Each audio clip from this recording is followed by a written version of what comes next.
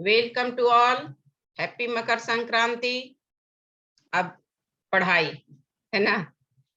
अतएव प्रकृति रस्माभि रक्षणीया। अतएव, अतएव का संधि विच्छेद, ये तो बहुत आसान है। अतः प्लस एव, अतः जोड़ एव, Excellent. अतः जोड़ एव, हाँ, अतः जोड़ एव, अतः जोड़ एव। यहाँ विसर्ग गायब है ना। अतः में त के बाद जो विसर्ग है उसका लोप हो गया है विसर्ग से, लोप सूत्र से। ठीक है, तो अतः जोड़ एव इक्वल टू अतएव। इसलिए प्रकृति रस्माभि का संधि विच्छेद र है, देखो बीच में, और बताए थे ना कि बीच में र रहेगा। इसका मतलब क्या है, और एक्स्ट्रा कोई मात्रा नहीं है, तो इसका मतलब क्या है, उसमें आ है ना। विसर्गस्य रत्वम्। यस, तो जब अ है तो र के बाद समाभि है, तो समाभि से पहले अ डाल देंगे। प्रकृति प्लस अस्माभि। एक्सलेंट, प्रकृति टी लिखकर विसर्ग प्लस अस्माभि। जो बच्चे क्लास में नहीं भी लिखे थे वो लिखते भी जाओ, जैसे जो बच्चा बहुत दिन से एब्सेंट था। ठीक है, अभी जो प्रेजेंट हो, बाकी बच्चे भी लिखिए, क्योंकि लिखने से याद होता है, जान लो जितना लिखोगे। तो पहला अतः प्लस एव इक्वल टू अतएव विसर्ग से लोप, और दूसरा प्रकृति प्लस अस्माभि इक्वल टू प्रकृति रस्माभि विसर्ग से रत्वम। रक्षणीया, रक्षणीया रक्षा की जानी चाहिए। रक्ष धातु है इसमें, क्षत्रिय वाला छ है ना। छ, ज्ञ और स्र चार संयुक्ताक्षर है, तो छ में क प्लस मूर्धन्य स इक्वल टू छ होता है। ठीक है, जैसे क्षमा, तो रक्ष में छ में हलंत प्लस अनियर प्रत्यय है इसमें, और टाप प्रत्यय। टाप आपको पढ़ना है नहीं, 10 में पढ़ना है, लेकिन नहीं जानने से प्रॉब्लम होगा ना, तो अलग अलग करेंगे तो रक्षणीय प्लस टाप, या रक्ष प्लस अनियर प्लस टाप। क्यों हुआ, क्योंकि प्रकृति ही यहाँ स्त्रीलिंग है। अब ये सेंटेंस जो है ये वाच्य में है, वॉइस में। वाच्य भी आपको अभी नहीं पढ़ना है, 10 में पढ़ना है। ठीक है, इंग्लिश में active voice, passive voice. Sanskrit में 3 वाच्य है, कर्तृवाच्य, कर्मवाच्य, भाववाच्य।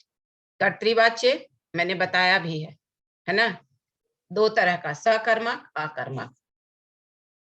सकर्मक जिसमें कर्म है, और अकर्मक जिसमें कर्म नहीं है। तो सकर्मक कर्मवाच्य में जाएगा, ये सेंटेंस कर्मवाच्य है।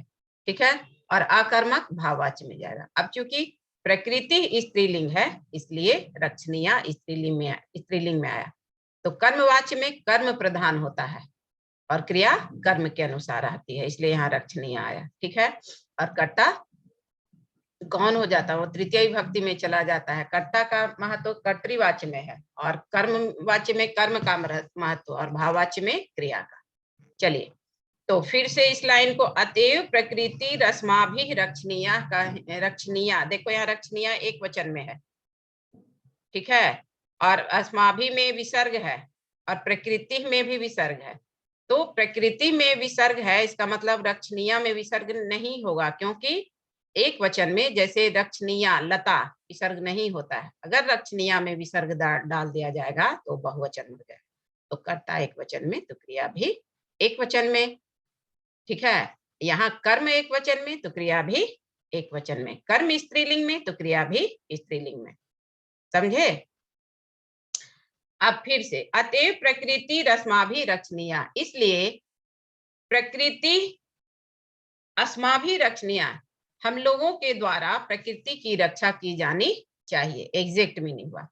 और ऐसे भी बोलेंगे, इसलिए हम लोगों को प्रकृति की रक्षा करनी चाहिए। तेन च पर्यावरणम रक्षितम भविष्यति। तेन च यहाँ हिंदी मीनिंग पहले आएगा, और उससे ही पर्यावरण सुरक्षित होगा। जब हम लोग प्रकृति की रक्षा करेंगे तभी पर्यावरण की भी रक्षा होगी, ये मीनिंग हुआ। ठीक है, रक्षितम में रक्ष धातु अक्ता प्रत्यय, लिखते जाओ, रक्ष प्लस अक्ता। और भविष्यति भू धातु लिरिट लकार प्रथम पुरुष एक वचन, परस्मै पद, मीनिंग होगी, रक्षा होगी, और उससे ही पर्यावरण की रक्षा होगी। किससे? प्रकृति को बचाने से। प्राचीन काले लोक मंगला संसिना ऋषयो वने निवसन्ति। प्राचीन काले का पर्याय पूरा, ठीक है, यानी बहुत पहले, जैसे इंग्लिश में हम लोग बोलते हैं ना, लॉन्ग लॉन्ग अगो, ठीक है, ये हुआ प्राचीन काले। तो बहुत पहले लोक मंगला संसिना ऋषयो वने, इसको मैंने लिखवाया, लेकिन फिर से जो बच्चे लिखना चाहते हैं लिखिए, लोक मंगला संसिना ऋषयो वने तक उतारो पहले, ठीक है, अपनी कॉपी में वहां अंडरलाइन कर लो बुक में। ये क्वेश्चन हुआ तुम्हारा, आंसर मैं लिखवा रही हूँ, लिखिए। लोक मंगला संसिना लिखने के बाद, वो तो है बुक में, उसमें विसर्ग डालिए।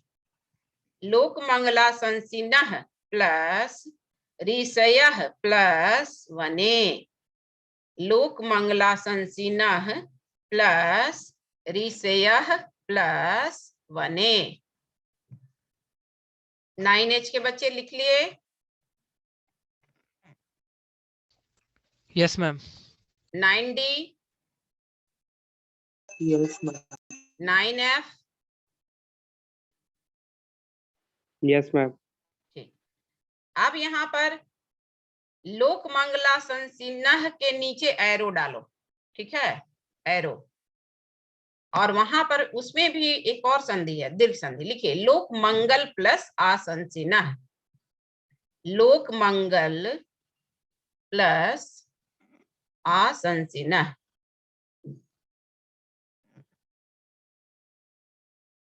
इसका पर्याय भी लिखिए संस्कृत में, आपके बुक में भी दिया हुआ है इस वर्ड का, समाज कल्याण कामाः। देखो बुक में, देखो यस मैम। दिया है ना। हाँ, हिंदी मीनिंग क्या दिया है? समाज, संस्कृत में पर्याय समाज कल्याण कामाः, मतलब समाज के कल्याण की कामना रखने वाले, इच्छा रखने वाले। लोक मंगल आसंसिनः, लोक मंगला संसिनः, मतलब पूरे विश्व की, पूरे संसार की, लोक मतलब संसार भी होता है और जन भी होता है, आदमी भी होता है, ठीक है। तो पूरे संसार के कल्याण की इच्छा रखने वाले ऋषि लोग जंगल में रहते थे बहुत पहले। पूरे संसार की कल्याण की रक्षा, पूरे संसार के कल्याण की कामना कर रखने वाले, इच्छा रखने वाले ऋषि मुनि लोग जंगल में रहते थे। कहाँ रहते थे? जंगल में। वने निवसन्ति अस्मा। अब यहाँ पर वने से मान लो अंडरलाइन है और इंट्रोगेटिव क्वेश्चन आया, प्रश्न निर्माण करने, तो क्या बनेगा? जल्दी बोलो। कुत्र। एक्सीलेंट, पुत्र। नेम, नेम, मानवी। हाँ, एक्सीलेंट मानवी, पुत्र। चलिए, तो अब यहाँ पर एक चीज और बताना है, जो मैंने बताया है ना, ध्यान दो फिर से। निवसंती अस्मा, अस्मा आधा स मा, और ये हुआ, इसका मतलब हुआ था, जो पास्ट टेंस को शो करता है, भूतकाल की क्रिया को, ठीक है। और वही उसमें आधा स और माँ में अगर विसर्ग डाल देंगे तो वो हो गया लट लकार, अर्थात वर्तमान काल, अर्थात प्रेजेंट टेंस, और उत्तम पुरुष बहुवचन। अस्ति, अस्तः, सन्ति, असि, अस्थः, अस्थः, अस्मि, अस्वः, अस्मः। अस्मा मतलब क्या हुआ? वयम अस्मा, हम लोग हैं। वयम छात्राः अस्मा, है ना, हम लोग छात्र हैं। तो यहाँ अस्मा का मतलब हुआ थे। देखो, निवसन्ति लट लकार प्रथम पुरुष बहुवचन, सिर्फ निवसन्ति, लेकिन अस्मा लग गया तो ये पास्ट टेंस में हो गया, ठीक है। तो अस्मा अव्यय वर्ड है, खाली विसर्ग से इतना अंतर है आसमान जमीन का, देख लो। तो क्या कह रहा है कि बहुत पहले संसार के कल्याण की कामना रखने वाले ऋषि लोग जंगल में रहते थे। यतो ही वने एवं सुरक्षितम पर्यावरणम उपलभ्यते अस्मा, फिर अस्मा, क्योंकि ही, देखो हिंदी का ही दीर्घ ईकार और संस्कृत का ही हर स्वीकार, तो हर्षविकार और दीर्घिकार में कितना अंतर है? हर्षविकार जो ही है उसका मतलब हुआ सर्टेनली, निश्चित रूप से, और वही अगर दीर्घिकार डाल देंगे तो उसका मतलब हो जाएगा संस्कृत में एवा। एवा मतलब ही, जैसे उस, ठीक है, वह जो काम करता है वह ही, अर्थात वही मैं भी करती हूँ। तो यहाँ ये ही, समझ गए, मीनिंग में भी अंतर है।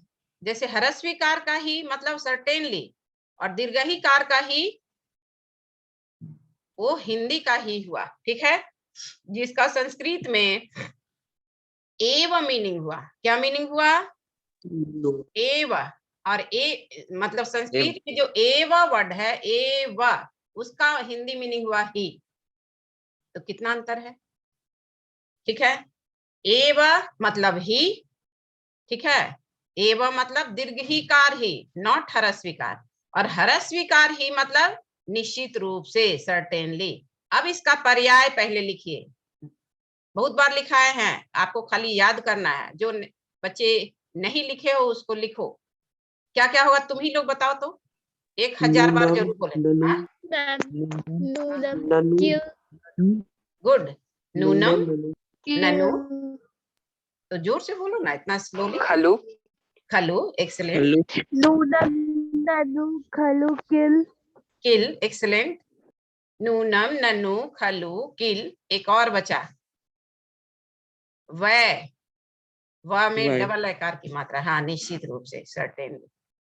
अवश्यमेव, निश्चितम एव, निश्चित भी संस्कृत वर्ड ही है, ठीक है, अवश्य भी संस्कृत वर्ड है, ठीक है।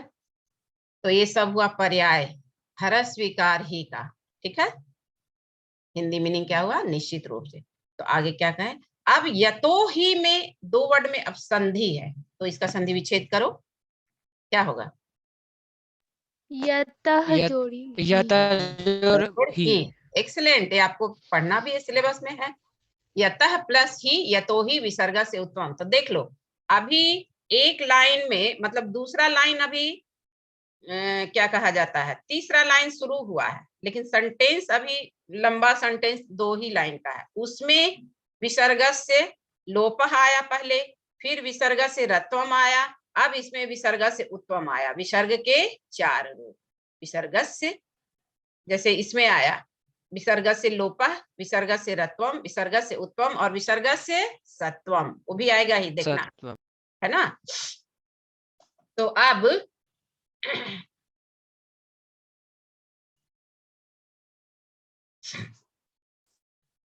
आगे बढ़ते हैं, ठीक है। तो क्लियर हो गया, यतो ही इक्वल टू यतः प्लस ही, ये संधि विच्छेद हुआ, और यतः प्लस ही का संधि यतो ही। तो ही यहाँ एक मीनिंग में पहले लाएंगे, यतः ही, और बाद में भी ला सकते हैं, निश्चित नहीं, बाद में ही लाएंगे, क्योंकि क्या कह रहा है, जंगल में रहते थे, क्योंकि निश्चित रूप से वने एवा, यहाँ देखो एवा आया। अब इस एवा का मतलब हुआ हिंदी वाला ही, जो कि दीर्घिकार की मात्रा लगे, क्योंकि निश्चित रूप से जंगल में ही सुरक्षितम पर्यावरणम उपलभ्यते अस्मा, सुरक्षित पर्यावरण उपलब्ध होता था। क्लियर? अब यहाँ आपको ध्यान देना है कि भविष्यति परस्मै पदी तीतहंती, ठीक है, और निवसति निवसतः निवसंति वो भी परस्मै पदी, लेकिन उपलभ्यते आत्मने पदी धातु है। ते एते अन्ते से एथे द्वे ए आवहे आमहे, ठीक है। तो लभ धातु, मुद धातु, सेव धातु, वृत धातु के साथ आत्मनेपदी की क्रिया लगती है, ते एते अन्ते। यहाँ पर उपलभ्यते में उप उपसर्ग है, लभ धातु है, ठीक है, और कौमा लट लकार प्रथम पुरुष एक वचन आत्मनेपद। उपलभ्यते मीन्स टू गेट, प्राप्यते प्राप्त होता है। गेटिंग मतलब क्या होता है इंग्लिश में? पाना, है ना। तो उपलभ्यते प्राप्यते, तो संस्कृत क्या हो गया? उपलभ्यते, उसका सिनोनिम्स यानी पर्याय प्राप्यते, और हिंदी मीनिंग प्राप्त किया जाता है, प्राप्त होता है, और इंग्लिश प्राप्ति. मीनिंग टू गेट, है ना, प्राप्त होना। इंग्लिश मीनिंग प्राप्त किया जाता है क्या, गेट्स, ठीक है ना। आगे तो यतो हि वने एव सुरक्षितम पर्यावरणम उपलभ्यते अस्मा, क्योंकि निश्चित रूप से, क्यों जंगल में ऋषि लोग रहते थे, क्योंकि निश्चित रूप से जंगल में ही सुरक्षित वातावरण प्राप्त होता था, उपलब्ध होता था। ऑलरेडी प्रकृति से ही उपलब्ध होता था। विविधाः विहगाः, देखो मैंने संधि विच्छेद करके पढ़ा है, यहाँ पर संधि है, विविधा के बाद विसर्ग नहीं है। विहगाः में विसर्ग है बट विविधा में विसर्ग नहीं है। कोई बच्चा ऐसा है जिसके बुक में विसर्ग दिया हुआ है, देखकर बताओ जल्दी।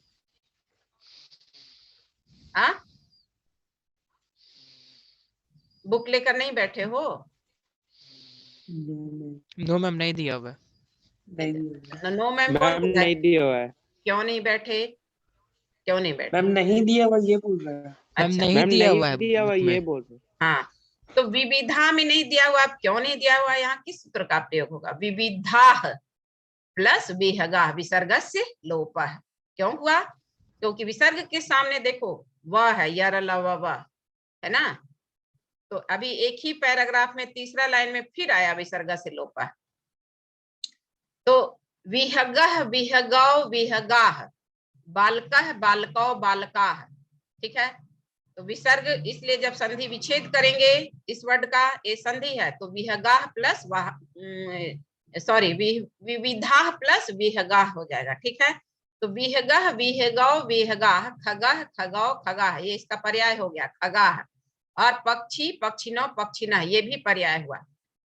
तो विहगाः डैश लिखो आंसर, पक्षिणः कौमा खगाः, विहगाः क्वेश्चन हुआ तो डैश दो, अब आंसर लिखो पक्षिणः कौमा खगाः। अब यहाँ प्रश्न है कि विहगाः के अनुसार खगा हुआ, पक्षिणः क्यों हुआ पक्षिणः? क्योंकि पक्षीन मूल शब्द है, ये नकारांत है, हल व्यंजन का शब्द रूप है, ठीक है। और विहग स्वर वर्ण से युक्त होने वाला शब्द रूप है, जिसका अंतिम लेटर है अ और खग का अंतिम लेटर है अ। लेकिन पक्षिणः का मूल शब्द है पक्षीन, न में हलंत, और उसका शब्द रूप चलता है पक्षी पक्षिणों पक्षिणः, गुनी गुनीनो गुनीनः, ठीक है। तो विहगाः का पर्याय खगाः और पक्षिणः, और मूल शब्द विहगाः का विहग, विहग शब्द पुल्लिंग प्रथमा विभक्ति बहुवचन। मीनिंग क्या हुआ? पक्षी सब। और विविधा मतलब विभिन्न प्रकार के, भिन्न भिन्न प्रकार के, तो भिन्न भिन्न प्रकार के पक्षी।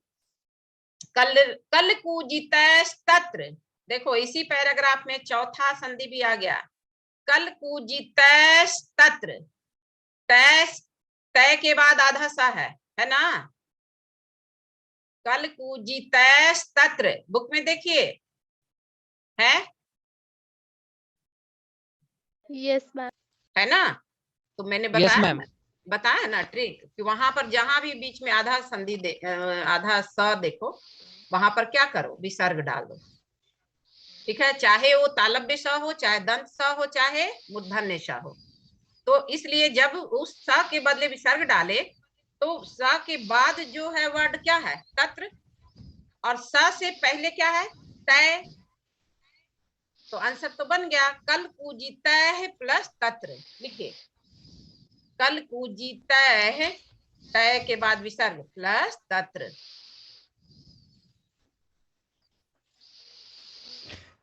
किसी के हाथ से ये सोने की आवाज किसकी आ रही है? हाँ, ऐसा लग रहा है जैसे नींद में सो रहा है। कल कूजितः प्लस तत्र श्रोत्र रसायनम ददति, श्रोत्र रसायनम ददति। अब यहाँ पर बताइए कि कल कूजितः में मैम, हाँ? मैम न्यू बुक में मैम कुछ और दिया हुआ है यहाँ पे। क्या दिया हुआ है बोलो? मैम कल कूजी सोत्राय रसनाय वो दिया हुआ है, रसनम दिया हुआ है। रसायन रसनम नहीं दिया हुआ होगा। रसनम मतलब तो जानते हो ना, रसायन रसायन होगा। रसनम मतलब क्या होता है? रसना मतलब जिह्वा, जीभ, और अगर दिया है तो गलत दिया है, रसायनम दिया होगा। पढ़ो तुम्हारे बुक में क्या दिया है, पढ़ो तो उस लाइन को पढ़ो। कल कूजित क्या तत्र दिया है? कल कूजित मैम लाइन को पढ़ना है। हाँ यस मैम। हाँ, उस लाइन को पूरा पढ़ो।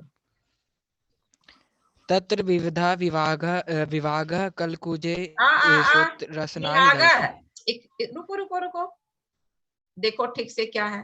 वी के बाद क्या लेटर है? गा वी विहा के हागा। हागा नहीं होगा। वी के बाद ह है, हा हमें मैम हागा।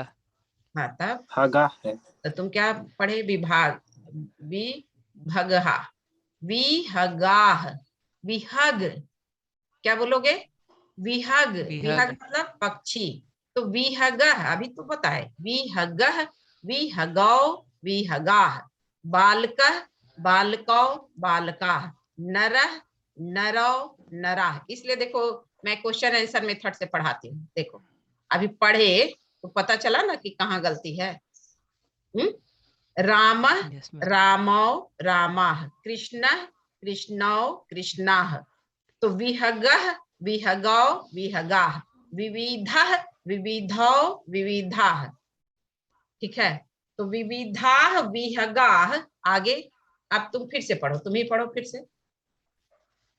तत्र विविधा विहगा हाँ, कलकुजी सूत्र रसनाय ददाति। एक साथ है, कल कूजित स्रोत रस, रचनाएं तो होगा ही नहीं, फिर गलत पढ़ रहे हो। कल कूजित के में ऐकार की मात्रा है कि नहीं है, सो बोलो। No ma'am. नहीं, ठीक है। तो कल कूजित के बाद क्या है? मैम जी है। कल कूजित के बाद जी है। कल कूजित त के बाद क्या है? मैम सूत्र। अच्छा, ठीक है। और तत्र नहीं है ना? No ma'am. ठीक। तो देखो यहाँ क्या किया है, कल पूजित स्रोत्र रसायनम, ये चारों को एक साथ समस्त पद बना दिया है, समास है इसमें। ठीक है, आपको समास 10 में पढ़ना है। कल पूजित स्रोत्र रसायनम, अर्थात कल पूजिता है स्रोत्र रसायनम। तत्र यहाँ पर हटा दिया है बस, कि अपने कलरवों से, अपनी चहचहाहट से पक्षी लोग, ऐसा लगता है जैसे, स्रोत्र मतलब क्या हुआ? कान, है ना, कि कान में मधुर ध्वनि घोल देते हैं।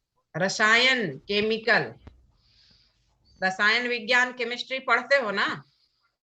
यस मैम देखो मैं बोलती हूँ ना, तो रसायन का मतलब क्या हुआ? रसायन शास्त्र पढ़ते हो केमिस्ट्री में। क्या है रसायन? चलो मैं ही, तुम लोग मुझे बताओ, मैं तो संस्कृत टीचर हूँ। What is chemistry? What is रसायन शास्त्र? इस एक लाइन को बताओ तो। आ? जैसे जीव विज्ञान मतलब क्या हुआ? जीव के बारे में पढ़ना है, जिसमें जान। बायोलॉजी फिर बायोलॉजी एक रटा रटाया। मैं पूछ रही हूँ जीव विज्ञान, विज्ञान क्या है? विज्ञान, वि उपसर्ग ज्ञा धातु ल्यूट प्रत्यय, विज्ञान। ज्ञा मतलब क्या होता है? जानना। ज्ञा धातु मीन्स जानना, जानना। है ना? अन्ना हाँ, और ल्यूट प्रत्यय विज्ञान, ल्यूट प्रत्यय अन आता है। और इसलिए संस्कृत में जब विज्ञान वर्ड यूज करेंगे तो विज्ञानम होता है, क्योंकि ल्यूट प्रत्यय, मैंने अभी ऑनलाइन में तुम लोग को फिर इसलिए बताया था, क्योंकि पर्यावरणम ल्यूट से ही शुरू है। ठीक है, जैसे पढ़ना, चलना, बोलना, खेलना, हंसना, गाना, रोना, कूदना, ना क्रिया के लिए ल्यूट प्रत्यय। ठीक है, हिंदी में जो ना आता है। तो विज्ञान, ज्ञान, ज्ञान मीन्स जानना, कहता है ना, उसको बहुत सारा ज्ञान, जानने वाला, ठीक है। और विज्ञान विशेष रूप से जो किसी चीज को भी जानता है। तो जीव विज्ञान, जहां जैसे जीव विज्ञान बायोलॉजी में जीव के बारे में पढ़ते हैं, फिजिक्स और केमिस्ट्री, भौतिक, भौतिक फिजिक्स, भौतिक। भूत मतलब क्या होता है जानते हो? संस्कृत में भूत प्लस ठक इक्वल टू भौतिक। हाँ, भूत मतलब क्या हुआ? जो ऑलरेडी हो चुका है। हो चुका है। पास्ट। यस। तो भौतिक शास्त्र को क्या कहते हैं? फिजिक्स, है ना। अब मैं तो संस्कृत की हूं, आप लोग बताइए। मैंने इसलिए एक लाइन में सिर्फ डेफिनेशन पूछा है। अच्छा छोड़ो, तुम लोग को ये जानना चाहिए, ठीक है। क्योंकि देखो, इसको स्रोत्र रसायन को समझाने के लिए मैंने इतना समझाया। स्रोत्र मीन्स कान, श्रु मीन्स सुनना, कान से सुनते हैं। और कान से सुनते तो स्रोत्र रसायनम, ऐसा लगता है जैसे कान में वो जो पक्षियों की मधुर चहचहाहट है, मधुर कलरव है, ऐसा लगता है कि उसकी वह ध्वनि कान में रस घोल करके डाल दिया गया है, और जो हमारे कान को अच्छा लगता है।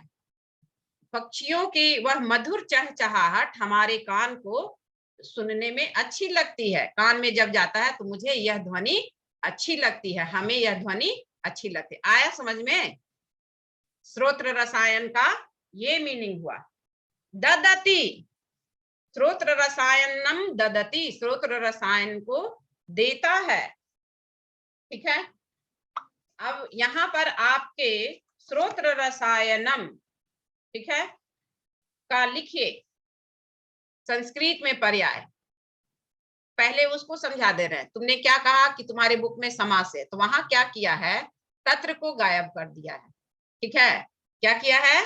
तत्र को गायब किया है।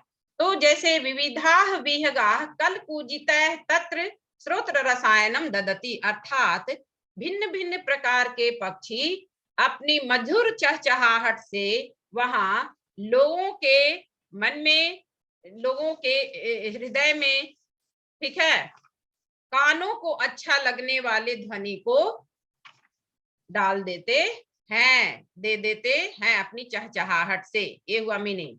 अब यहाँ पे जिसके पास कल पूजित रसायन, कल पूजित स्रोत्र रसायनम है, जैसे तुमने अभी कहा, उसका मीनिंग क्या हुआ? कि कानों को अपनी चहचहाहट से मधुर ध्वनि को, अमृत के जैसे ध्वनि को, ठीक है, ये मीनिंग हुआ। और जैसे मेन मनिका के बुक में है कल पूजित तत्र, तो पहले उसका संधि विच्छेद करो। कल पूजित प्लस तत्र विसर्ग से सत्वम, तो चारों संधि इस एक पैराग्राफ में आ गया, देख लो। आपको इसलिए मैं बार बार कहती हूँ कि आपको सिलेबस में है चाहे नहीं है, आपको ईच एंड एवरी ग्रामर पढ़ना है, एवरी संधि, और थोरो स्टडी करना है। अदरवाइज आपका 15 मार्क्स क्या 25 मार्क्स सीधे कट जाएगा। इसलिए सारे बच्चे को 100% मार्क्स नहीं आता है, और जो थोरो स्टडी करते हैं उनका आता है। तो सब सब्जेक्ट को इक्वली लेकर चलना है, ठीक है। समय कम ज्यादा देंगे, बट वैल्यू सबके लिए 100 नंबर है, ठीक है। तो चलिए, तो अब लिखो, लिख लिए कल पूजित प्लस तत्र विसर्ग से सत्वम। और कल पूजित, कल पूजित शब्द तृतीया विभक्ति बहुवचन, कल पूजित शब्द तृतीया विभक्ति बहुवचन। और स्रोत्र रसायनम का लिखो कर्णामृतम, संस्कृत में पर्याय कर्णामृतम। कर्णामृतम क्यों हुआ? कर्ण मीन्स कान, कान, ठीक है। और कर्ण प्लस अमृतम इक्वल टू कर्णामृतम, संधि होकर के हुआ कर्णामृतम। तो ऐसा लगता है जैसे स्रोत्र रसायन मीन्स कि कान में अमृत घोल दिया हो, ठीक है, कान में अमृत। कर्णामृतम मीन्स कान में अमृत। और ददती देते हैं, कौन देते हैं? जंगल में रहने वाले पक्षी लोग, पक्षी सब अपने मधुर चहचहाहट से, अपनी मधुर चहचहाहट को डालकर ऐसा लगता है कि कान में अमृत घोल दिए हैं। तो स्रोत्र रसायनम का एग्जैक्ट पर्याय लिखो कर्णामृतम, क टवर्गी न में आकार, उसके ऊपर रेफ, माँ में री की मात्रा, त माँ में हलंत। और हिंदी मीनिंग हुआ, ठीक है, कान को अच्छा लगने वाला। कर्णामृतम का मतलब हुआ कान को अच्छा लगने वाला। तो यहाँ पर अब तुम कह सकते हो कि मैम आपने कर्णामृतम लिखाया, तो अमृत का मतलब यहाँ अच्छा लगना कैसे हो गया? तो अमृत किसी को खराब लगेगा?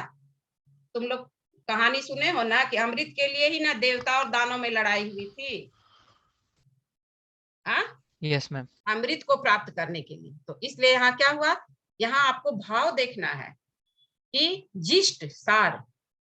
कर्णामृतम मतलब श्रोत्र रसायनम मतलब कान को अच्छा लगने वाला। लोग कहता है कि संस्कृत का लोग साइंस क्या जानेगा, साइंस वाले मजाक उड़ाते हैं। अब तुम लोग खुद देखो कि साइंस है कि नहीं। मैंने पहले भी कहा था कि Sanskrit not only the mother language but each and every subject comes out from Sanskrit, ठीक है, इवन मैथमेटिक्स ऑल्सो। समय नहीं है, थोड़ा थोड़ा मैं बता देती हूँ, नहीं तो मैं और प्रूफ कर देती हूँ। मैं भी बहुत इन्हें की विदुषी हूँ, लेकिन थोड़ा बहुत जो जानती हूँ, ठीक है। संस्कृत में मैंने तुम लोग को बताया था ना कि मेघे माघे गतम वयः, पूरी उम्र बीत गई पढ़ते पढ़ते, फिर भी कोई मनुष्य ऐसा नहीं कि विद्वान हो पाया है। लेकिन हाँ, जीवन भर सीखते रहना चाहिए, ठीक है। मैं अभी ये कौन महीना चल रहा है? हाँ, पूस के बाद कौन महीना आया है? आज से माघ ना, नहीं जानते हो? हाँ, यस मैम, जानते हैं। तो कहता है कि मेघे माघे गतम वयः, वयः मतलब उम्र, गतम मीन्स बीत गई, चला गया, और मतलब मेघे माघे, कितने, हर साल माघ का महीना आएगा, आएगा ना। और मेघ मतलब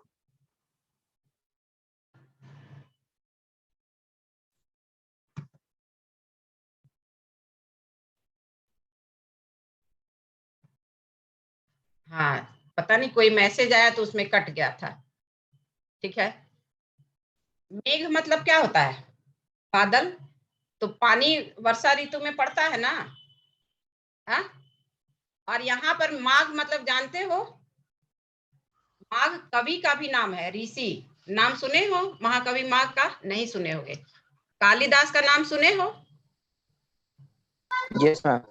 यस हाँ, तो महाकवि माघ ने कहा था कि हाँ, कि पूरी उम्र, कितने उम्र बीत गए, फिर भी मनुष्य जो है वो पारंगत नहीं होता है, ठीक है।